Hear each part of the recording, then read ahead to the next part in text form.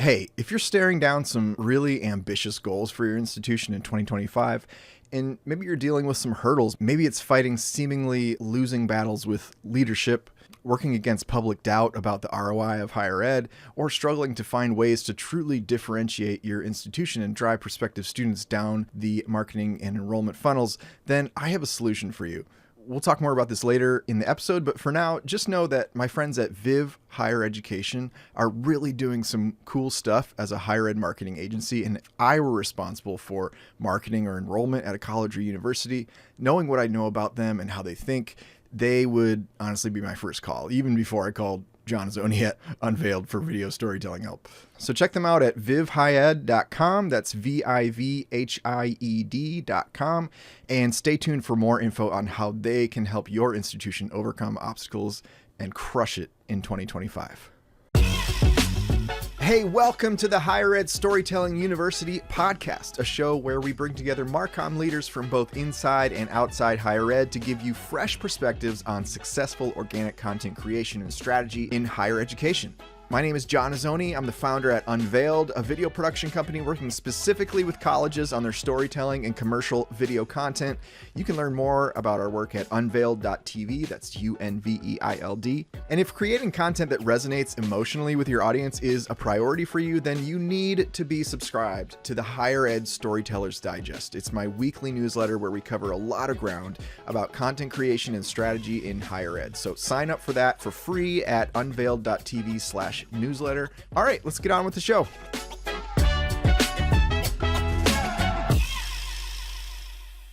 Hey folks, happy 2025. Well, it's been 2025 for long enough now. I'm recording this on January 22nd. I don't think we need to say Happy New Year any longer.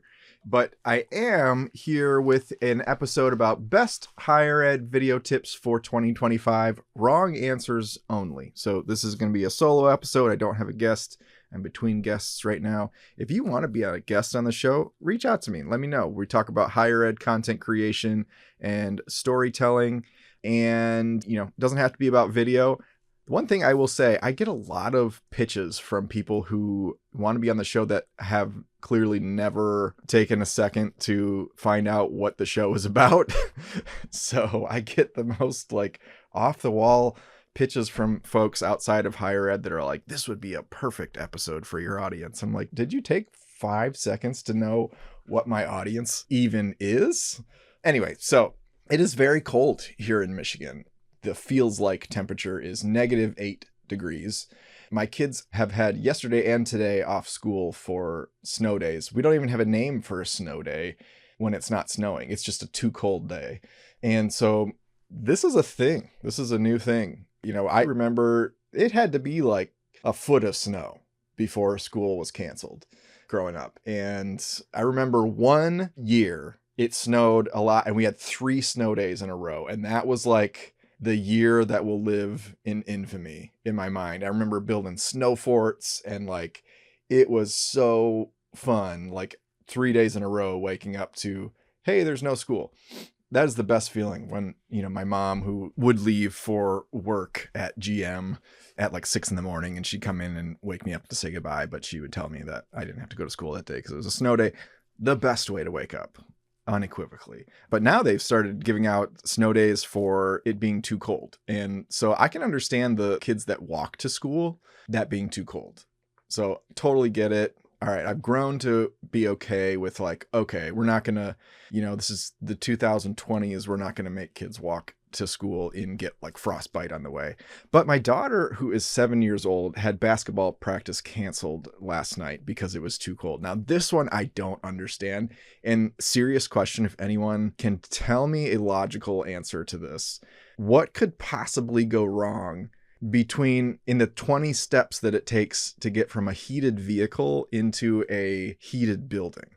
I don't get it. I'm genuinely perplexed. I asked people on Facebook what they think about this as a serious question. I have not gotten any logical answers yet. So if you have a reason for this, I just feel like we're babying these kids, So I'm officially walked uphill both ways years old. Now I'm that guy back in my day. Anyways, let's get into it. Best higher ed video tips for 2025, wrong answers only. And I want to preface this by saying I don't want to come across as critical. This is just in good fun. Like, I think in higher ed, we can all embrace the cliches, and I will be the first to say that I've done a lot of these. And sometimes, pulling a cliche out of the hat kind of is a necessary evil. Sometimes you don't have a choice. The client wants it. Other times it just might be a good creative decision, even though it's maybe a very overused one. So I'm going to tell on myself in some of these. So don't take me as being overly critical. We're just having fun here. We're all in this together. Same team. So I posted this on LinkedIn. I posted 7 of these wrong answers only higher ed video tips. And then a bunch of people chimed in with their own, which were so many good ones. We'll start with mine. Number 1, open with a drone shot. I recently I decided I was going to find 10 randomly selected schools, and I was going to go to the YouTube pages and see what that top video was, that top hero video was, and just see what the patterns were. So I asked ChatGPT, give me 10 random schools, mixture of small and large schools. So out of the 10, I want to say that 6 of them, so 60%, if my math serves me correct, opened with a drone shot of the campus. Now, this isn't inherently wrong. It's good to show your campus, especially if you're going for a campus tour vibe. But in that one slot up there, I just feel like we could do something different. So there was one example I saw. I just love when I see a school do something different, anything different up there. So there's one that was University of Oregon had their mascot is the duck. And they had this little animation of their duck mascot, on a dorm room bed, just vibing to some music. And it was 3 hours of just study music, just chill, I don't know, jazz or something like that. And it was just this 3 hour long animation of this duck just kind of vibing and studying and stuff.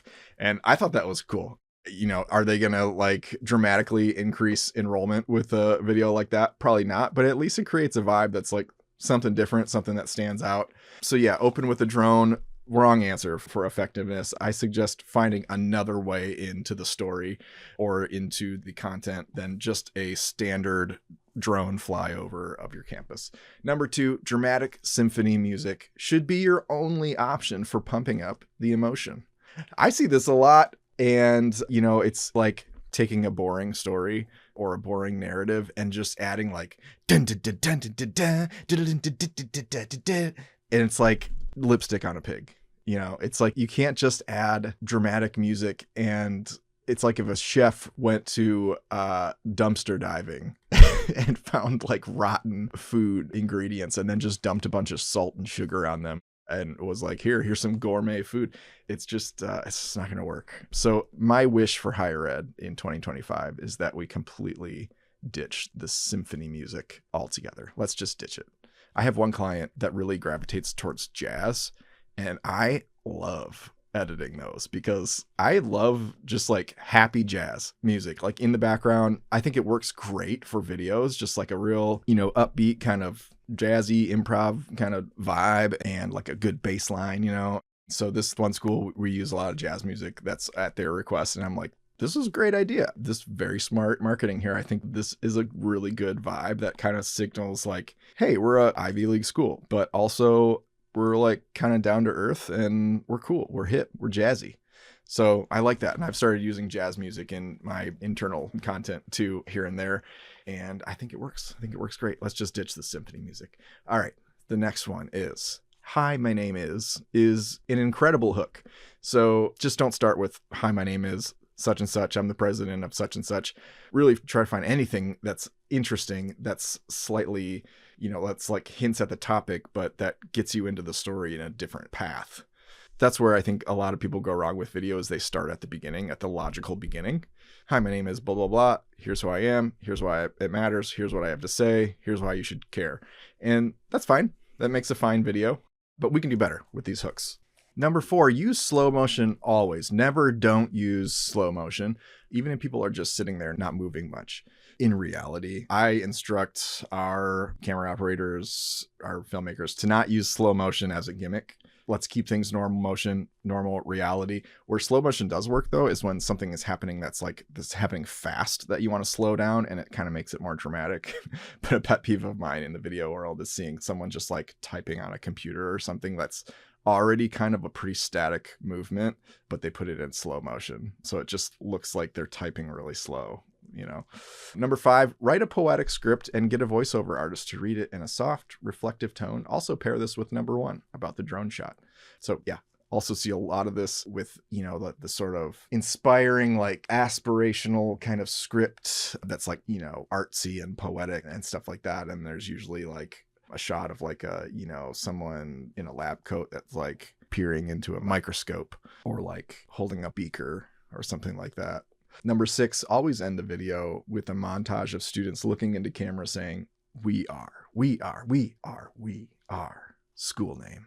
This is one of those gimmicks that it just makes me laugh every time I see it. If I see a commercial that does this, like non-higher ed or higher ed, whatever, I just start laughing because it's just so like, what does that mean? We are blank. In Michigan, we have Henry Ford, one of our main health systems, hospitals, and their commercials are always end with like, we are Henry. And I'm like, what does that mean? We are Henry? Like, so you're just a hospital, but you're the hospital? I get what they're going for, but it's one of those things where it's like, sounds cute, but means absolutely nothing. Number 7, show any less than 5 seconds of your logo at the beginning and people will be so utterly confused they'll end up on an elementary school's website by accident. I've had a lot of clients that really struggle with this, where it's like they don't think that anyone will know what they're watching if they don't have some semblance of the logo right up front. And to me, I'm kind of like, that's the wrong way to think about it, because your goal shouldn't be, who is this video coming from? As the hook, your goal should be, how can I get this person to be interested? So your hook needs to hook them. People aren't hooked by a logo.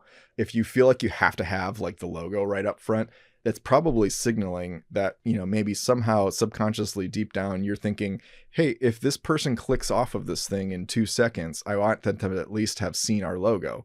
Well, why are they clicking off of it within 2 seconds where you feel like you have to shove the logo down their throat? Put something up front that gets them curious to stay and watch till the end. Give them some content that's worth their time. I do get for like a commercial though, sometimes like commercials, like broadcast commercials on TV, they're kind of in the background, people aren't like super paying attention. So maybe like subliminally having like the colors and the logo kind of in there, kind of branded throughout makes more sense. But like in a piece of content that's like opening with 10 seconds of the logo, I don't get what the move is there. Okay, folks, if you haven't already, go back and listen to episode 71 of this podcast where I sat down with Dr. Suzanne Brinker.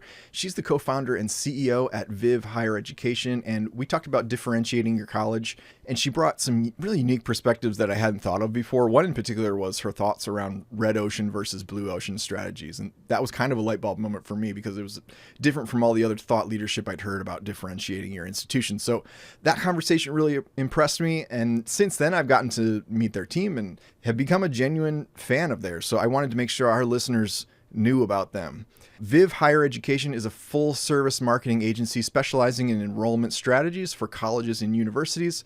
Their services encompass strategy development, enrollment management, content creation, media planning and analytics, and design, all aimed at enhancing lead generation, applications, enrollments, and retention, all that important stuff. They've worked with a really broad range of colleges and universities with varying challenges to overcome, like how they help Babson College build and execute a content strategy for their executive education program, and acquired for them more than 400 new leads and more than 400 new followers on their executive education LinkedIn page just from organic tactics. Or how they took the reins of University of Cambridge's paid media strategy to build awareness around a set of new online courses they were offering, and more than tripled their enrollment numbers while cutting their cost per lead in half. So if you're staring down some really ambitious goals for your institution in 2025, and maybe your current marketing agency is just kind of going through the motions, we all know how that goes, Or maybe you're not working with an agency at all yet. Go get in touch with Viv Higher Education at vivhighed.com. That's VIVHIED.com. And while you're at it, go put that Amazon Prime membership to use and pick up Suzanne's new book, Pass Fail, The Urgent Need for Strategic Leadership in Higher Education. Suzanne has a really strong grasp on the current challenges facing higher education and the type of leadership that's required to overcome them. All right, back to the episode.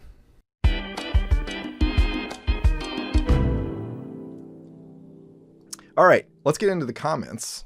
So Jamie Hornbuckle from 3 Enrollment Marketing, she says, definitely shots of random buildings that literally could be anywhere. Lots of buildings, more buildings, as nondescript buildings as possible.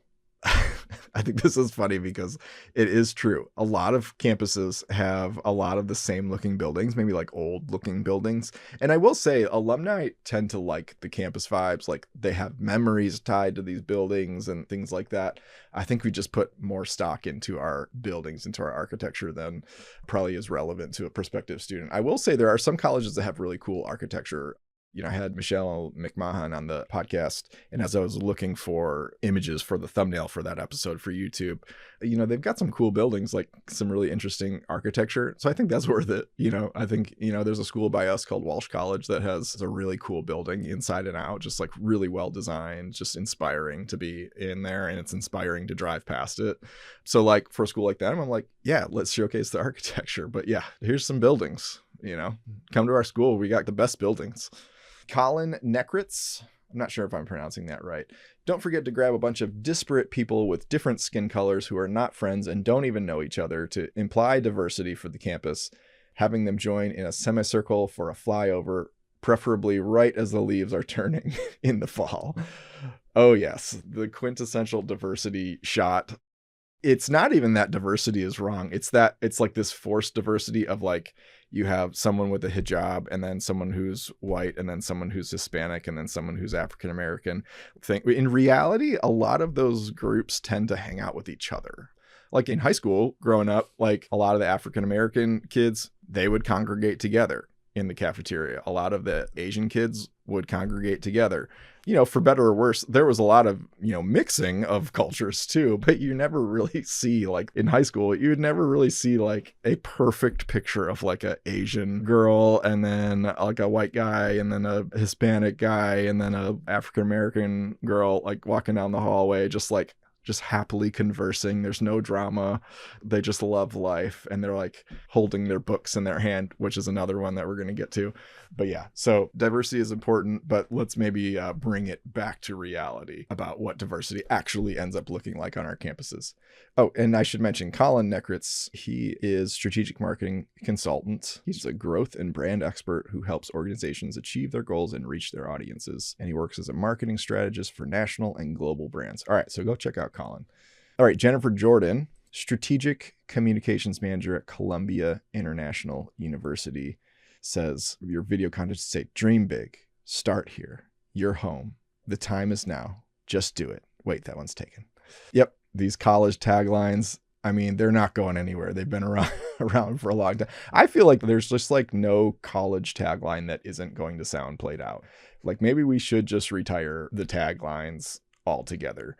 Someone else posted underneath that, start here, go anywhere. Jamie Hunt also posted about that, being at an airport and seeing all these like start here, go anywhere ads, like display ads from schools. And it's just funny to me. I sincerely think that when people think of these taglines, they're like, this is it. Like, this is new. I've never seen this before. Start here, go anywhere.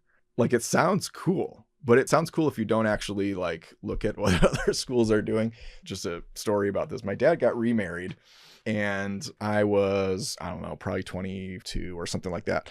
And I was the best man in his wedding. Thanks, Dad. And so I had not been to a lot of weddings at this point. This was before I was a wedding videographer.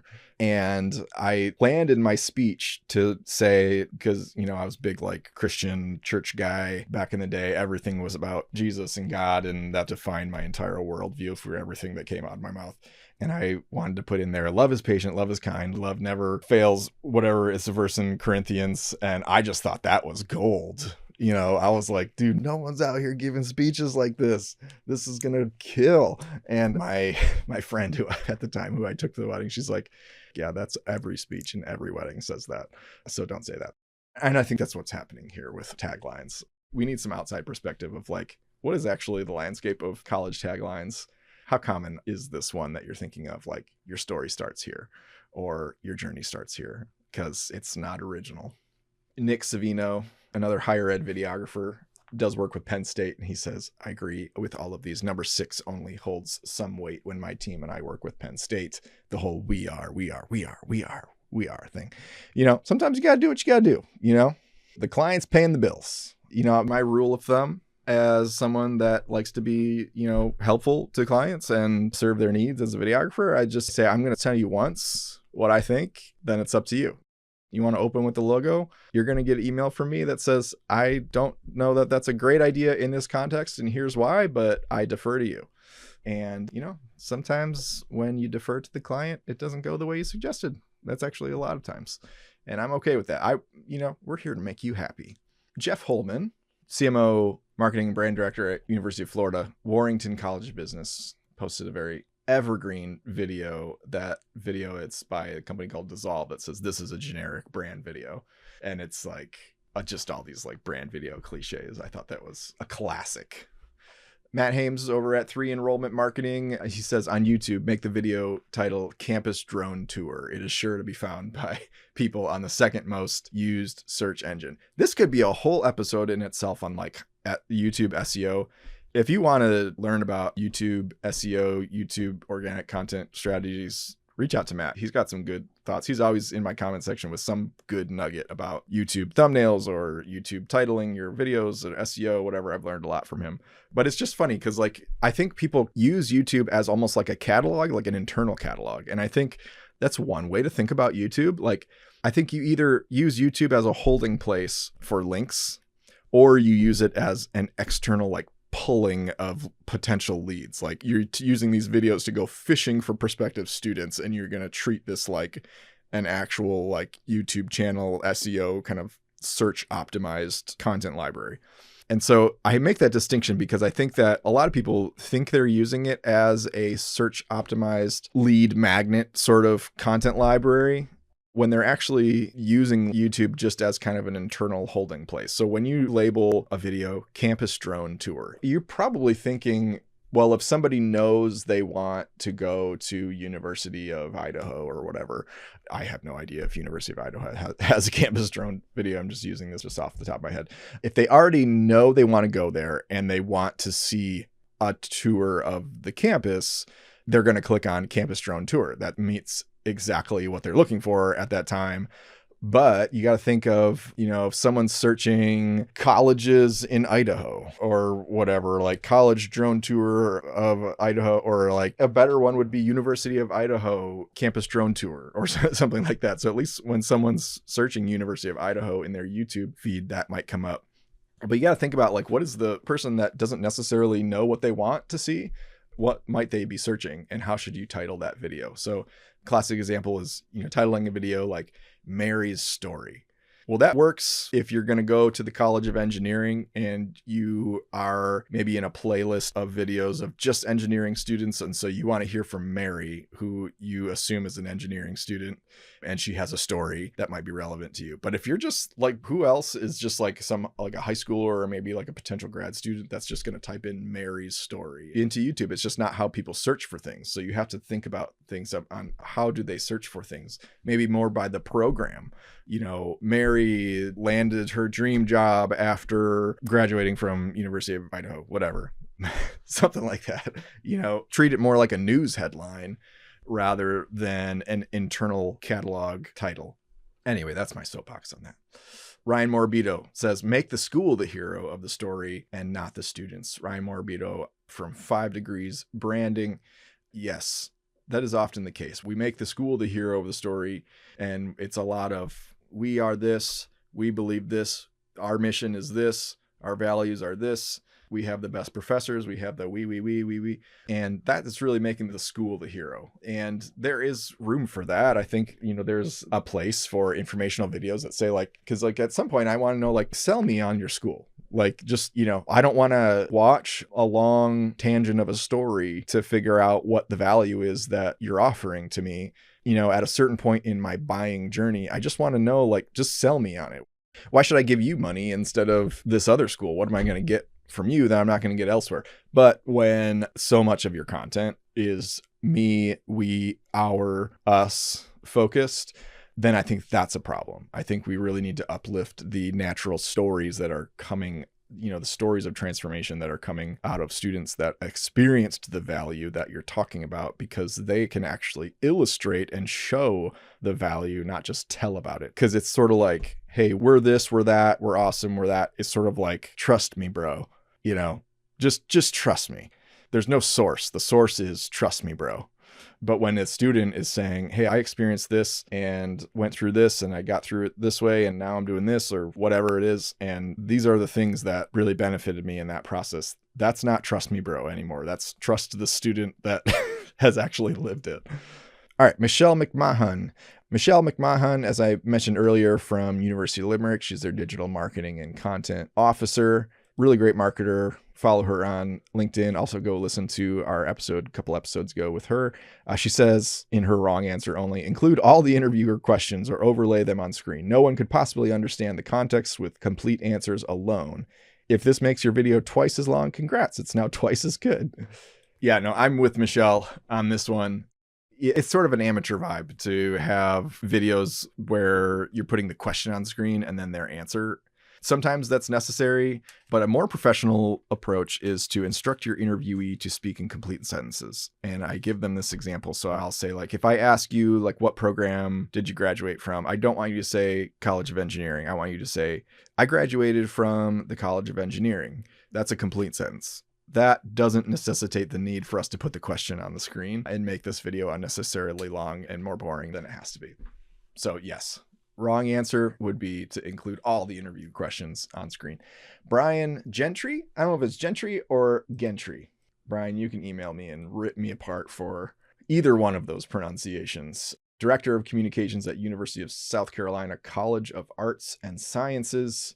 Brian writes 5 words. That's why I chose Yale. And then he also writes, attractive student pouring Kool-Aid from a beaker into a flask. Just 2 seconds worth, since the video has nothing to do with chemistry. Yes, the beaker, totally. And yeah, Kool-Aid. Probably the cure for cancer in there, but it's Kool-Aid. Always include the president walking across the Dell or the quad with students who have never talked to the president before. And then his other one was, ensure the video goes for at least 10 to 15 minutes in order to answer everyone's questions. This video has to be for everybody. Yeah, creating videos that are for everybody that can't possibly leave anyone out. You're already going off the rails there. We need to go back to the drawing board and define who our audience is and what they need to hear. Sarah Furlong, Director of University Marketing Communications at SUNY Polytechnic Institute. Is it SUNY or SUNY? I'm not sure. It's one of those. She writes, you don't need anything but the president talking ever, because 18-year-olds and alumni definitely know who he or she is and care what he or she says. Yes, students influence other people. One thing I've learned as a parent is that there's a small window of time where the parents have influence over what the kids believe about themselves and, or just influence over their kids in general. But the window of time is much larger for like how effective their friends are going to be and their surrounding environment is going to be, the social cues they're being given, things like that. So I feel like that's like when we're relying overly too much on the president to deliver the marketing messages or the communications messages. It's like that parent trying really hard to influence their kid when what would be more influential is to have someone that's not the parent speak into that kid's life, a mentor who's younger, or, it could be, one of their friends is going to be more influential. And so that's why I just think that this is spot on. Definitely get your president involved. You know who did that really well? And I'm trying to remember, gosh, who was it? Ohio University, maybe? Or I'm blanking on who it was. I think it might have been Ohio University that got their president to do like just a funny like Gen Z script. Like the Gen Z interns wrote this script for her and she just delivered it so great and so like tongue-in-cheek and perfectly, and that was for like an Instagram reel. I thought that was really funny way to include your president. That's the way to do it. Like, kind of humanize the president in a way that's not like, hey, I'm the big head honcho on campus, but more like get the president on the students level and let them see them in a more irreverent way. That's going, I mean, data shows that is going to work better than just having them deliver this message of here's the 5 reasons why our mission and our vision is a good fit for you. Vince Slomsky, Assistant Vice President, Communications and Marketing at University of South Florida. He has a few here. Include as many higher ed buzzwords as possible. Everyone will relate to these immediately. Also, pay actors to appear on camera instead of showcasing your amazing students, faculty, staff, and alumni. And then also make sure to remind the viewer that the university feels like home and everyone belongs.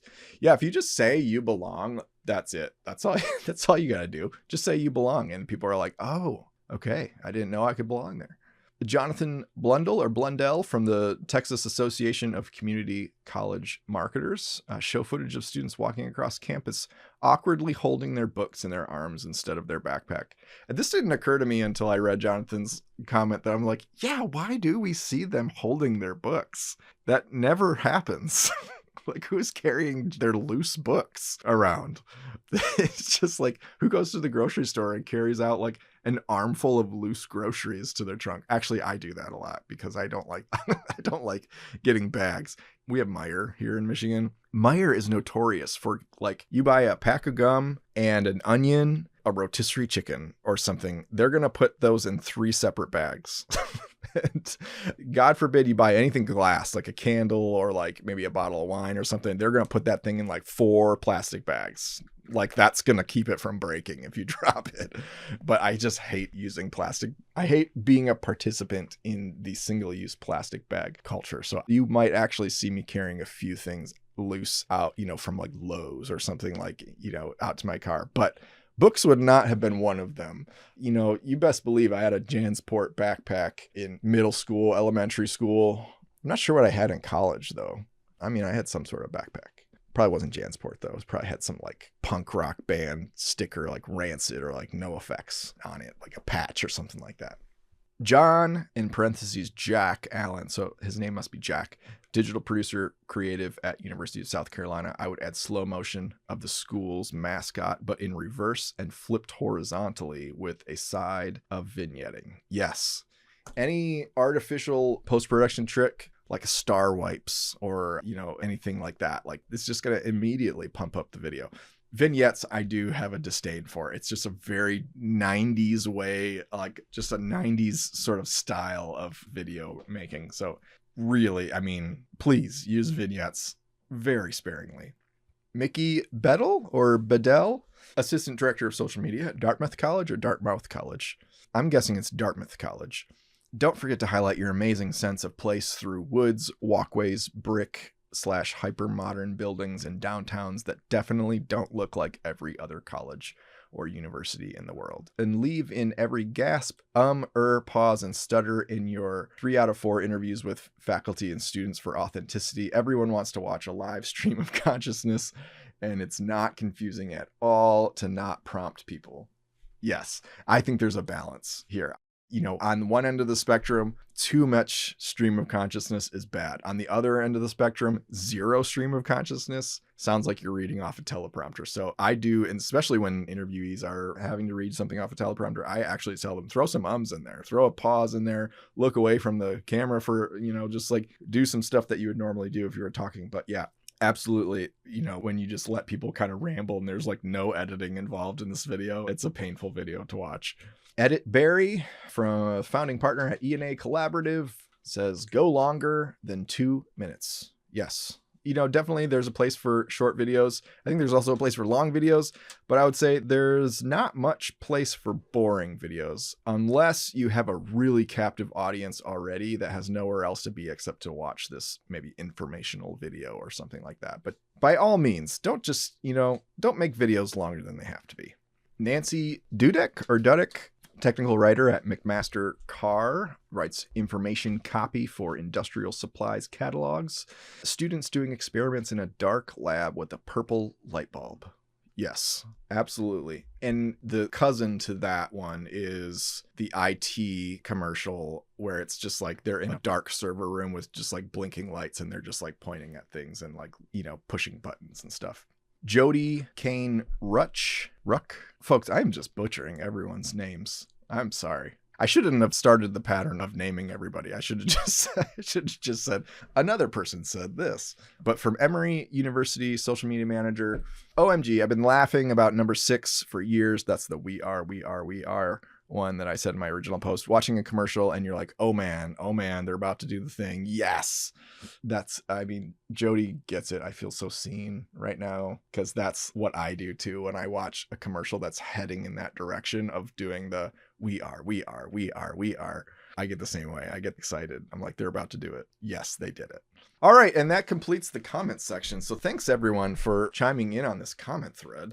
This was a lot of fun to see these. I didn't think this would generate this much engagement, but I'm very pleasantly pleased and surprised and happy about it. So thanks for chiming in. Oh, and I said I was going to tell on myself in this episode. I said I was going to talk about the things that I also do that are some of these cliches. So I kind of forgot about that, but let me give you a little rundown. Drone shots definitely are always like useful filler. I try to avoid opening with them, but I'm not going to lie. Sometimes a good drone shot, you just need something that's like a visual eye candy that's just going to add a little pump up to the video when maybe it's not as naturally of an interesting topic or interesting, flow as you'd like it to be. It's a good, like a little salt on the steak, that just really pumps it up. It's a good trick. I just would try to avoid opening with them. Hi, my name is, I've had to do this here and there. Some clients are just very adamant that like you introduce the person before you get to the content. So this was not by choice, but there's been a lot of times where we've had to open with a hi, my name is. Look, a poetic script and a voiceover, I think there's a place for it. And again, I like University of Oregon. They're doing some cool stuff. They have a campaign called The Power of If. That's kind of old. It's like 10 years old or something like that. I remember seeing this video and being like, that's a really good use of a poetic voiceover. And that actually works here because there's some like other energy that's like feels just really authentic because they use like a lot of user generated, content or just like kind of down to earth B-roll. It's not like really, I think the problem is when you pair this poetic voiceover to like really overly produced commercial footage, it just feels off. It feels like you're trying too hard to sell me something rather than just showing me the culture as it really is. The we are. I have, this is another thing. This is not something I would ever advise, but as a videographer, you gotta follow who's paying the bills. At my old job, we used to film the IT conference for the Department of Defense every year. It's called DOTIS, Department of Defense Intelligence Information System. I don't know, something like that. It was the IT department for the Department of Defense in the US. And this one year, the Defense Intelligence Agency, the DIA, they were like the ultimate client. They were like my client's client. They really wanted to end with we are. No, wait, they wanted to go I am, and then transition into we are DIA. And so we had to do that. I will say it does get people in their feels, like people liked that. It was a hit. But, as a videographer that sees a lot of that stuff, it's not my favorite thing to do, but you know what? We do it. Sometimes we're forced to show a logo. Open with a logo. Like I said, I'm going to tell you once not to do it, and then I'm going to follow your lead. The diversity thing that Colin mentioned, I don't think that we would go as far as showing like the perfect mix of racially diverse students. However, there does have to be like some semblance of diversity. That is something that we are conscious of a lot when we're editing because, on some level, it is the right thing to do, especially if you have a diverse population. But where I think we would go wrong is fabricating diversity.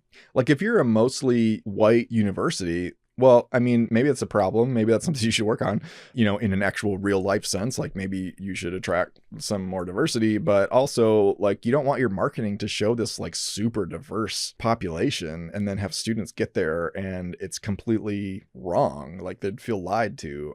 So yeah, there's a line. We definitely at Unveiled, we do care a lot about diversity and we pay attention to that in our videos. And there are times when we've had to kind of fake a little bit. Sometimes marketing, you got to gloss things up a little bit, but we are conscious not to do too much of that. Pay actors to appear on camera instead of showcasing your amazing students, faculty, staff, and alumni. I'll just say sometimes you got to hire an actor. Sometimes you got to hire actors to be in the video because real people don't want to be in the video, and sometimes you need to get the shot quick and you need someone that knows what they're doing. They can deliver the line or they can just do the thing and they're there to be on camera. That's the thing that's awkward for me as a videographer. That is like 99% of the time, the people that you're filming either don't want to be on camera or don't know they're going to be on camera. They didn't know there was going to be a guy with a camera, on campus, trying to show random people walking around, having a good time. They're like, who is this guy? That's like always so uncomfortable for me. Like when I actually am the one doing the filming, when people don't know or don't want to be on camera. And that's where having actors makes things easier. Like when you're doing commercial stuff and hiring actors, that just makes things a lot easier because you're just dealing with people that they're getting paid to be there and be on camera. And it's not awkward for them to do what you're asking them to do. Anyway. All right, so that's some of the, just want to make sure I told him myself a little bit. I'm not innocent of some of these video sins myself. So anyway, thanks for listening. We'll talk to you soon. Hey, thanks so much for listening. 3 things I want to invite you to before you go. Number 1, if you want to know what's working right now in higher ed video, like what videos are getting tons of views, likes, comments, all that, you can get ungated access to our report, aptly named What's Working in Higher Ed Video, a comprehensive guide for higher ed, Marcom leaders, and content creators. So check it out at unveiled.tv/higher ed video, and you might want to bookmark it because it's designed to be a resource for you that you can keep referring back to for inspiration. Number 2, reminder to sign up for my free newsletter all about content creation and strategy at unveiled.tv/newsletter. And number 3, follow me on LinkedIn. If you're searching for me, my name is John Azoni. It's spelled Johnazoni. I'm on there all day, every day, for better or for worse, posting regular content and engaging with folks like you. So I'd love to connect with you on there. And with that, we'll catch you on the next episode of the Higher Ed Storytelling University podcast. And as always, I am cheering you on. Okay, bye.